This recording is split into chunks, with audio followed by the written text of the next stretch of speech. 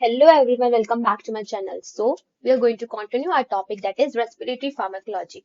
Now, in this lecture, we are going to study about the mechanism of actions of various drugs, basically bronchodilators. So, we have a bronchus, we have a beta 2 receptors and M3 receptors, and it increases the cyclic AMP and it will lead to bronchodilation. And cyclic AMP is broken down into 5 AMP by phosphodiesterase. We have AMP3 receptors, which will lead to which are present in the smooth muscles, lead to the constriction or bronchoconstriction. And it also allows the entry of calcium. It also allows the entry of calcium, which helps in bronchoconstriction. So, if we stimulate beta 2, it will lead to the bronchodilation, and if we will blocks the entry receptors, so it will lead to the bronchodilation. We have to inhibit calcium entry also by MGSF4. We will inhibit phosphodiesterase so that the cyclic AMP remains more in the bronchus. So we will block by methylxanthines. This is a mechanism of action of bronchus like beta 2, M3, MGSF4, and phosphodiesterase inhibitors. So now we are going to study about the sympathomimetics.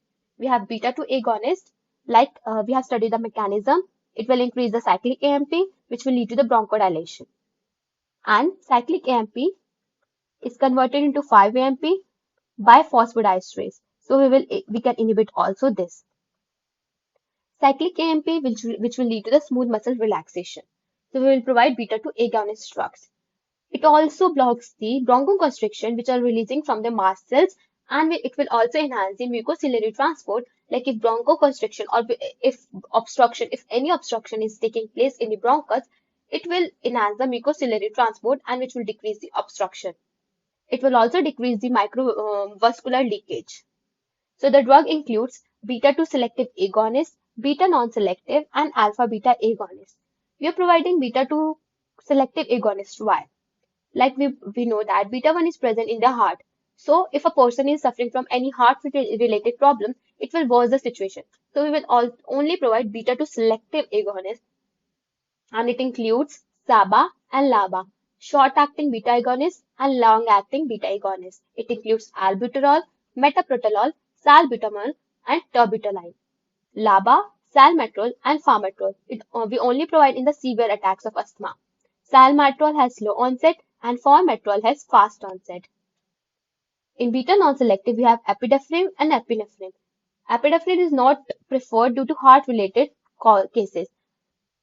So, adverse effects of beta agonist includes increased tachycardia, increased heart rate, increased BP, increased cardiac output, tremors, tolerance, and arrhythmias. Tolerance, if a person is continuously using, so person develops the tolerance after repeated use. The reason for tolerance is that beta-2 receptors undergoes desensitization. Desensitization, and it can also lead to the hypokalemia, hyperglycemia, and salbutamol can be used to treat this hypokalemia by nebulization. Formoterol always used in combination with the inhaled corticosteroids. And inhaled corticosteroids increases beta-2 sensitivity and can be used alone.